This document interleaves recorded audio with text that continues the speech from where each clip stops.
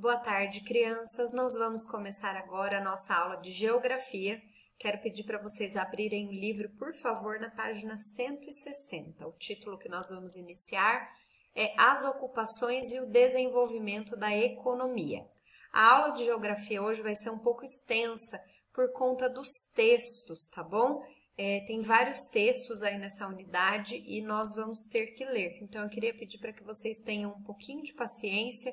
Eu sei que ficar assistindo vídeos longos com a professora lendo não é uma das coisas mais agradáveis que tem, mas é importante que vocês ouçam e sigam a leitura com a tia, tá bom? Então, vamos lá. A ocupação da área mais central do Brasil esteve ligada diretamente aos descobrimentos de ouro, ocorridos entre os séculos XVII, que foi de 1601 a 1700, e século XVIII, que foi de 1701 a 1800. Essa descoberta atraiu milhares de pessoas para o interior da colônia. Elas foram responsáveis pela formação dos primeiros núcleos urbanos nessa região. O ouro, descoberto em 1711 no estado de Minas Gerais, e o diamante promoveram um grande fluxo migratório rumo a essa região. A organização social e econômica estabelecida ali foi diferente daquela da região Nordeste, com a produção do açúcar. Formou-se uma relação tipicamente urbana, onde as áreas produtoras de ouro dependiam do entorno para abastecimento, principalmente de alimentos. Então, o que aconteceu ali naquela região onde se explorava o ouro?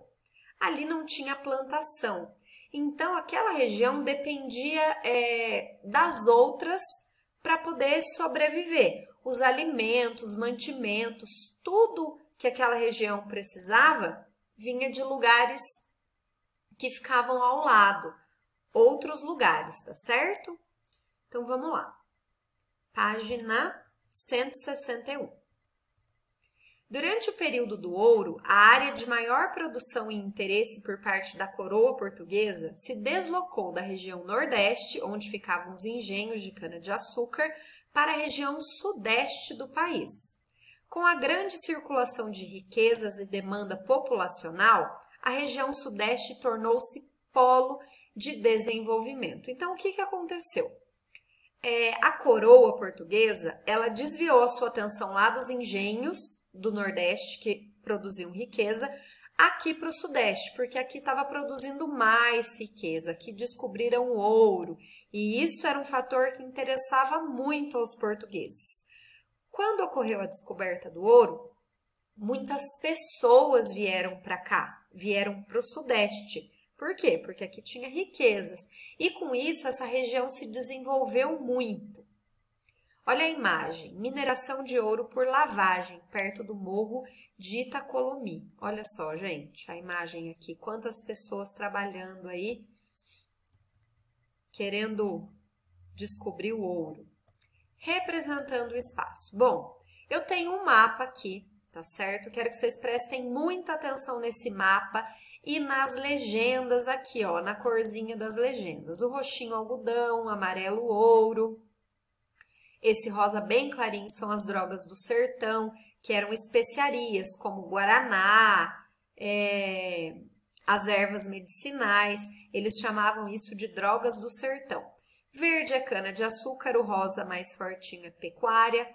A linha vermelha é o eixo de transporte e os pontinhos são as cidades e vilas. Então, vocês vão analisar esse mapa aqui para responder a questão que está na página 162. Olha lá, é um quadro para a gente preencher, tá bom? Olha só, o que vocês vão responder? Algodão era produzido em quais estados? Então, nós temos 4 estados aqui representados no mapa que produzem algodão. Vocês vão escrever o nome desses 4 estados. Ouro, quais estados representados no mapa aqui da página anterior que eram responsáveis pela exploração do ouro, tá bom? São 4 estados também. Cana-de-açúcar, aonde aqui no mapa que está produzindo cana-de-açúcar? Quantos estados são? 1, 2, 3, 4, 5, 6, 7, 8 estados. E por último, Pecuária. Em quais estados era desenvolvida a pecuária? São 3 estados. Então, para completar esse quadro, vocês vão ter que consultar o mapa da página 161. Lembra, prestando sempre muita atenção às legendas, tá ok? Vamos continuar a nossa leitura. Incentivo à imigração. Após o período do ouro, quando esse foi ficando mais raro, quando o ouro foi acabando, um novo ciclo teve início, a produção do café. Guardem essa palavrinha aí, porque o café foi muito importante para o Brasil também. O cultivo do café se adaptou melhor à região sudeste, que ampliou sua situação econômica vantajosa. A região recebeu muitos imigrantes europeus quando a escravidão foi sendo abolida por meio de leis. O interesse de pessoas e grupos sociais que buscavam migrar, que queriam se mudar do seu país aqui para o Brasil, era a melhoria de vida. Então, as pessoas se mudavam para cá porque elas buscavam uma vida melhor. Os principais fluxos de imigração ocorreram entre 1850 e 1950. Então, chegou uma época aqui no Brasil, quando o ouro foi ficando mais difícil de ser encontrado, as pessoas foram atrás de produzir uma nova riqueza. E essa riqueza era o café. Nessa mesma época, estava acontecendo a abolição da escravatura. O que era isso? Foi um período em que surgiu uma lei, a Lei Áurea, que ela libertava os escravos. Então, aqueles negros africanos que vieram lá da África, que foram trazidos forçados para cá, eles foram libertados. Eles não podiam mais ser escravos, porque a partir daquele momento tinha uma lei que proibia a escravidão, tá certo? E aí, o que aconteceu? Como faltou mão de obra escrava, as pessoas de outros países vieram trabalhar aqui. Não como escravos, eles vieram para cá em busca de uma vida melhor. Aqui, ó, terceiro parágrafo. Com o incentivo do governo brasileiro, a maioria dos imigrantes se fixou, ou seja, foi morar na região sudeste, como mão de obra assalariada, em substituição, ou seja, substituindo os africanos escravizados.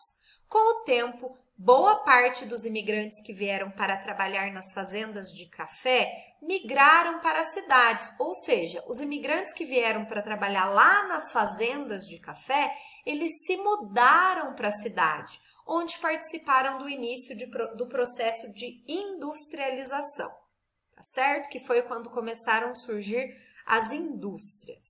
Podemos destacar como principais grupos de imigrantes nesse período os italianos, os alemães, os japoneses e os árabes. Alguns imigrantes europeus se deslocaram para a região sul do Brasil e formaram colônias, reproduzindo o modo de vida semelhante ao que tinham em sua terra natal. Escolheram essa área por ser menos povoada e pelas características naturais, semelhantes ao continente de origem. Então, eles escolheram morar naquele lugar porque era parecido com o lugar que eles moravam antes, com a terra natal deles. 6. Observe o gráfico de entrada de imigrantes no Brasil de 1820 a 1970. Então, eu tenho um gráfico aqui que mostra o fluxo de imigrantes, o fluxo de entrada de imigrantes no Brasil entre esse período de tempo aqui, de 1820 a 1970, tá bom? Olha lá, com base no gráfico, indique quando ocorreu o maior pico de imigração no Brasil e, de acordo com o que foi estudado, identifique o produto que era cultivado. Então, o que eu vou fazer? Eu vou olhar aqui no gráfico onde está a pontinha mais alta, ó a pontinha mais alta aqui, e vou descer. Ó, eu tenho o ano em que ocorreu o maior pico de imigração no Brasil. E o produto que era cultivado é aquele produto que a tia Marília acabou de falar para vocês guardarem, que nós lemos e falamos muito dele aqui no textinho da página 162, tá bom? Esse era o produto produzido nas lavouras, tá bom? Lembra do nominho dele aí. Vamos continuar. Imigrações na formação da sociedade brasileira. A cultura abrange os padrões de comportamento, crenças, arte e conhecimentos transmitidos por gerações e típicos de um grupo social ou de um povo, tá certo? Então, o que é a cultura? São os padrões de comportamento, as coisas que as pessoas acreditam, a arte, aquele conhecimento que é transmitido de geração em geração, de pai para filho, do avô para o neto, certo? E que são típicos de um grupo social ou de um povo. As manifestações culturais no Brasil são muito variadas.